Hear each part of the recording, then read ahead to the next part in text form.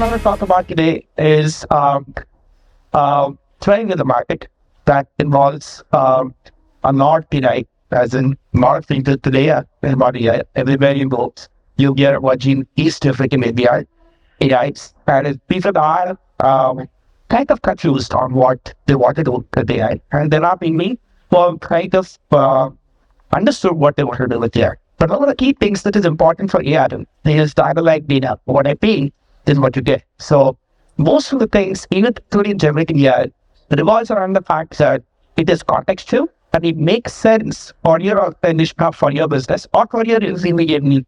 So what we are set out to talk about here is what is the need in the market, how Salesforce brought about a platform called Einstein One platform, which is not only a platform that is made to make sure that your businesses are embedded with AI capabilities and the data innovation capabilities as you go through.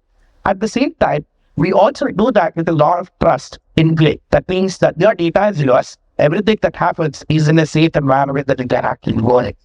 That's what Salesforce Dynasty One platform is about. It's data, AI, and of course, what we're good at is CRM. What I just said is what actually happens today. So a lot of data that is consumed by a lot of organizations that generate they feed this data into AI systems. And then the CRM systems actually consume this AI. And in turn, CRM systems generate this data, and the data gets loaded into data. So it's an interesting cycle of things that happen in any organization. And we are set down to build a platform that will potentially help us take advantage and move it to the next level of the goal. So what is the key things that comes out when we talk to most of the C-suite executives in various organizations or anywhere? They're kind of puzzled with what they want to do with data and with this organization. Just for example, they have service suites which are generating new layers, they have tasks, they have sales, generating needs. How do you bring all this information? There are multiple facets of data. For example, whether it is a service team, the commerce team, there is advertising teams, there is analytics system. There are so many systems in a given organization. And as C-suite executive, you go and talk to them, that I have all these disparate systems. I have all these, even if they have got a single software for all of them, each one of these divisions are generating volumes and volumes of data. And they are discrete in their own sense. And we really don't have a way to take advantage of these capabilities. I know a lot of you will talk about warehouses and, building analytical systems, how do you actually do ETL processes and all. But that's what I want to go out a little and, talk about what do you really want this data for? I mean, what is you have all these display systems, but in each one of these systems, you would want to make advantage of the data that is there everywhere in the system. You would want to bring this data everywhere that is sitting everywhere into one particular place. I take advantage of making sure that this data is effectively utilized. It's not only the data that you're able to utilize it for standard data operations, but also you want to apply AI capabilities. You want to use futuristic, predictive, generative, and classification algorithms of output to get meaningful business output. So if you see from each one of these verticals, there are really interesting optimizations and interesting classifications that you can actually do in these business if you had this data brought together and you could have done some meaningful insights out of it. Now, I said what you can do. I said the data is somewhere else, and I also said that you guys will talk about data warehouses and data parts and stuff like that. But the answer is not so simple. Every organization goes through a cycle of trying to understand the data that is there in different disparate systems, and they try to bring in that data into one cohesive fashion to understand what they are. And more often than not, this bringing together of data from various different systems is generally delivered out of the outcome that they want to actually achieve.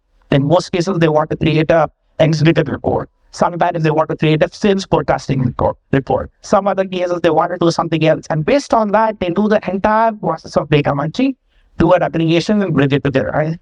There was an interesting paper, this is a public paper that I put the link below, that talks about what does an organization go through in order for them to actually make sense of data. And the diagram over there talks about a bunch of different things that has to be done. Each one of those knows from one thing to another, right?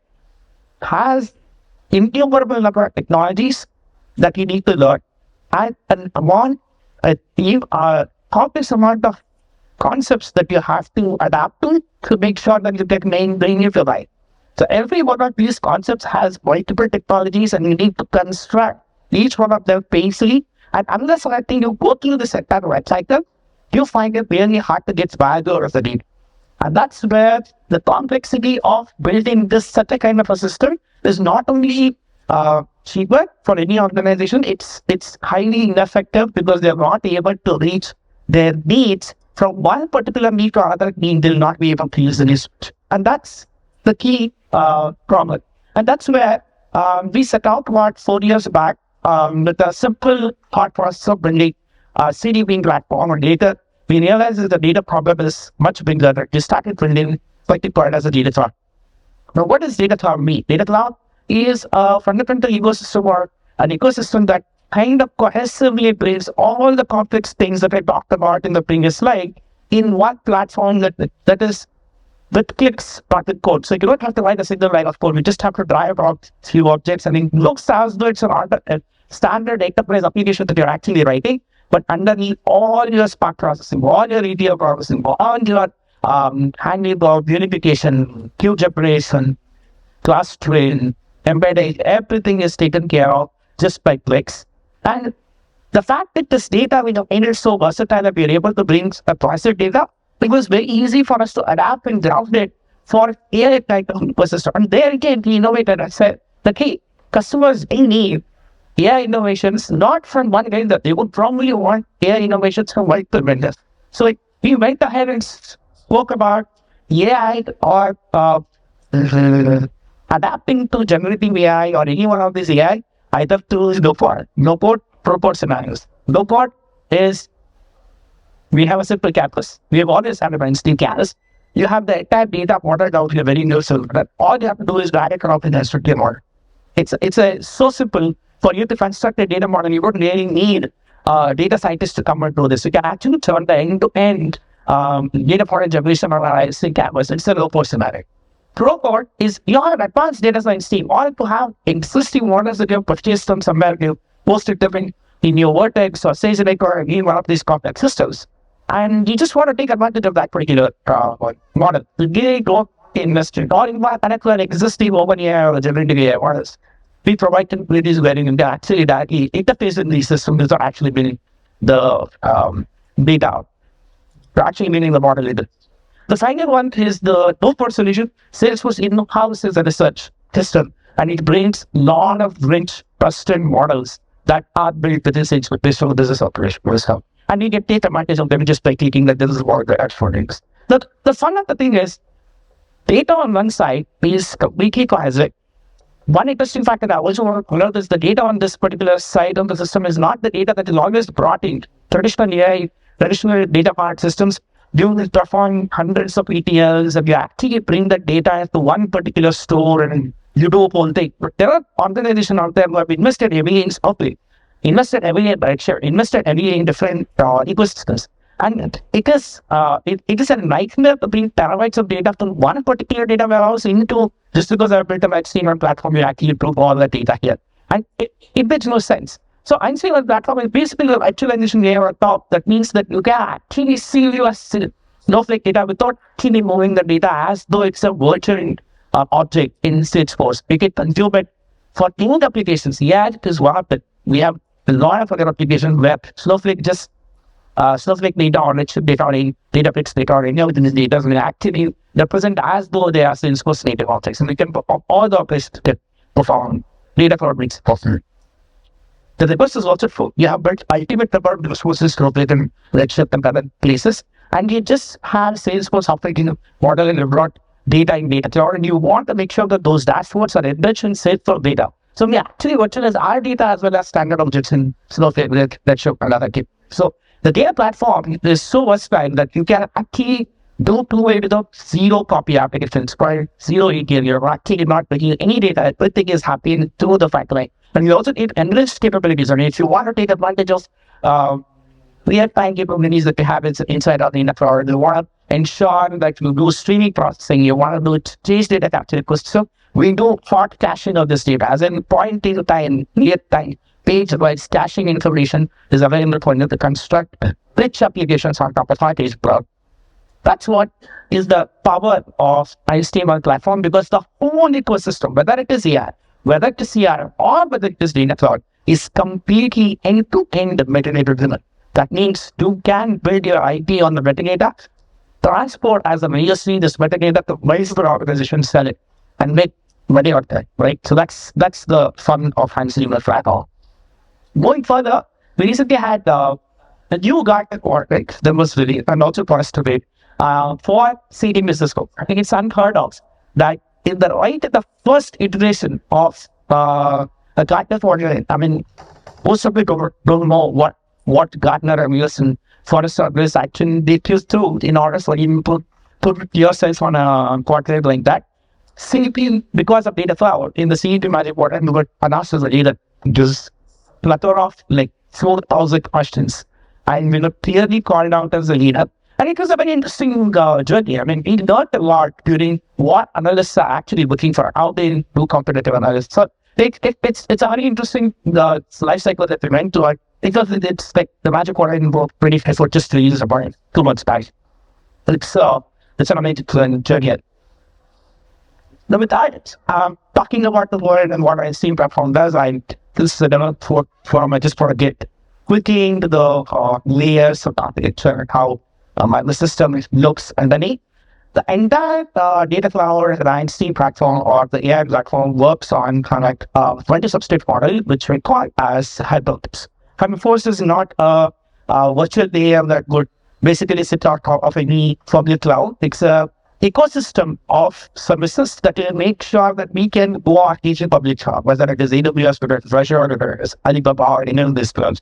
Any of the public clouds, our ecosystems can run at Salesforce makes it possible. It's an abstraction or a substrate layer that will help us build that ecosystem on in or on its cloud. So it's highly scalable and highly matched. On top of it, the rich data cloud layer, which abstracts most of the data for any kind of data that is coming, whether it is in-house, external, virtual, all of it is supported. At this point of time now, with the generative AI capabilities and Einstein capabilities, we are now open up our modeling ability not only for specific, we are not saying that we will support what you open anymore, or reason, or something like that. It's an open system. We support pretty much all the LLMs that are out there. So you can as a customer, you can pick any one of these LLMs based on the need. You can even there. It's all metadata driven. So you can do the whole thing, whole 9 yards. As a platform, we have inbuilt trust layer in the system so that when the data is going to OpenAI or any one of these systems, your data is trusted and ensure that you are within the boundaries, the confinements of your tenant. For each tenant, you have everything that is built in. Natively, they provide the Copilot Studio as a part of Einstein platform. That means you can erect the Copilot using me, in your which one of them after this, showing every piece of this platform end to end and how it works, which is like the and all that in-house applications, whether it is sales or some Salesforce has around 100,000 customers. They interact with award in India or US or anything to the right? All of them use Salesforce and all their applications use multifaceted. Richard Pupper to all your national gas industry, all of them use it, right? So every one of the unique scenarios of their application. And when they use their applications on unique capabilities, the AI needs of those applications to be different. And the fact that we're able to generalize the entire AI platform and the data underneath in a very generic metadata-driven fashion, every application can customize and adapt to their own capabilities as they want. And that's what we're tested. And this is the high-level architecture. I just want to give you a thought, right? I'm not standing here talking about, what organizations can use. That's when Salesforce partners use Einstein or that's not effectively completely for our entire ecosystem. This is the architectural diagram of everything that we do with AI platform, end-to-end. Right? The entire Salesforce runs on Einstein platform.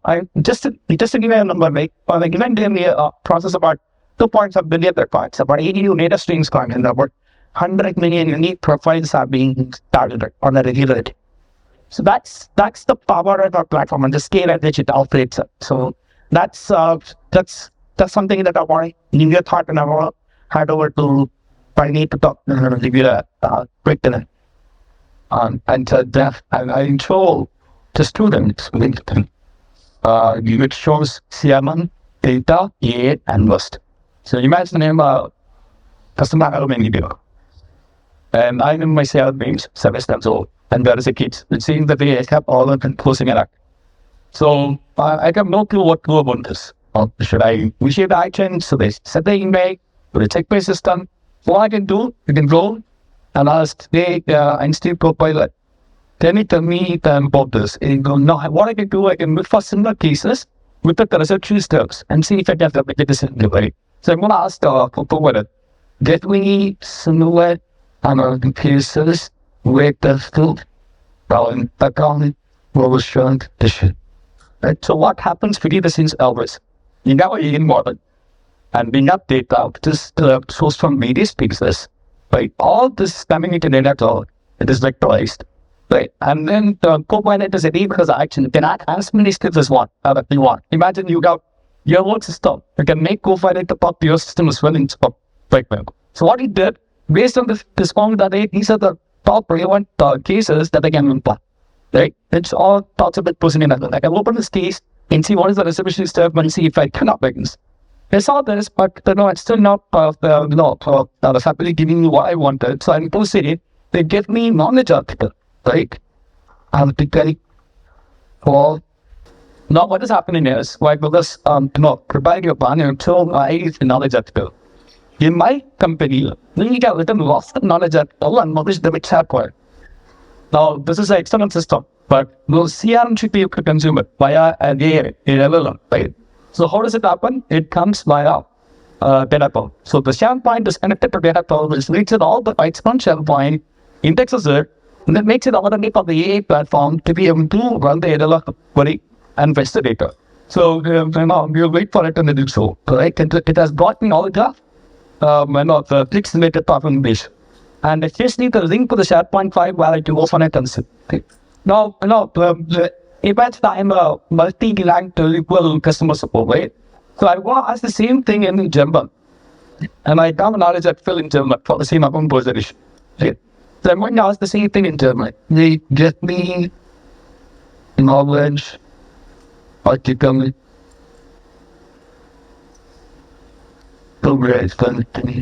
account position, which I'm saying in German.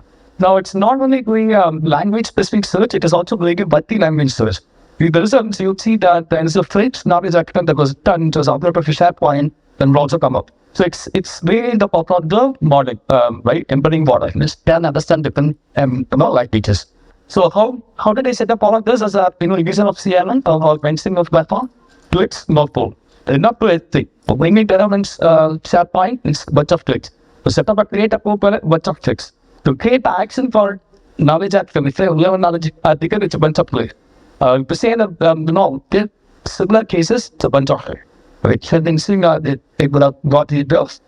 The exact knowledge article is in job. And to see the next one, this is the French one. And they show this in French, right? So then this is the French one, and then show that in the casting. Like, this is how to pick segment portion. Right? So this is very powerful, and all of this behind, this is like company data. Don't want properly to even record it for any logging purposes or anything, right? It could be a company, it could be any other model. So that's where Trust comes in. And also Trust, as Adithya was talking about, it does a lot more masking, DNA masking from a toxicity direction, right? It does all of this. So you have data, you have AI on top of it, and then all this open on CRM data, and Trust is added to it with text, not local, right? So what more, which is, imagine, are they talking only in terms of AI consumption? No, it's also for analytics. So what I do is, now we saw a support engineer perspective. Now let's see about the executive perspective. I'm an executive. I want to understand how the product is being used, where the cables are coming from. So what I'm going to do is, I'm going to say that the international, I want to know, across the customer base, the issues related to international piece, where are they originating from, right? So here, I'm doing analytics based on their natural language. I'm taking the natural language, which is, fetching all the keys information, figuring out if it is affected to the SLTs, and then finding out back the customer to raise the issues, and then plots it in a geographical location. Let's take a different example. Is that not good? See, this clearly shows me that I purchased an American Express and by the start. So this is not vector buddies, vector similarity search. All the data which is in CRM, brought into data cloud, works on AI, which is sustainable. Where data never leaves your premise. Right? So the one other thing I can want to show is right. So it's not Copilot. You can prepare for anything. What we have done is, imagine you don't want to create duplicate cases. Right? Then you can build clicks saying that you can enable all flows of Salesforce saying that whenever a piece is created, do a vector search, see if there is a similar piece available and stop like that. Right? So one of the examples is, I can click on it, I have hooked up a button to say that do a similarity search. And then such as now example is another example. So these are some of the, the good demos. So I want to show one last thing. So this is, this is a dynamic part of Copilot, right? This is the Copilot build-up that Adithya was talking about. But Jeffrey knowledge earlier with built the integrate with useful tools. So, and what it is doing is it is going to LLM. This is what user is asking. Give me a plot. And these are the actions or skills I have. And gives it to LLM. LLM says, execute this action first, execute this action next, this is the route for the first action. And then, some results to the user. So if I can even see to the gateway knowledge article with a dropping closure and extract down steps for solving this particular piece. It will be, checking a plan of using multiple Copilot actions in way and then showing you a data plan in a moment. And all these are live in production today. So give it a minute and probably so.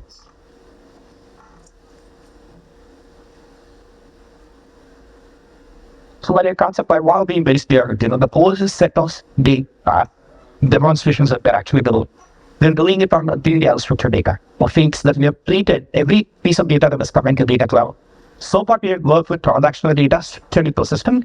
We have moved beyond structured data. Now we have even able to ingest the 80% of the data that is outside structured ecosystem, whether it is documents, images, videos, audios, everything, transcription, everything can be now promptly proved here. And we can think the power of data cloud with such rich actions. So if you can see, I think this should have populated output. I'm coming with one, but they actually figured out that on user request with all the clean the model, the other models, it understood that it has to run this action. What's this action?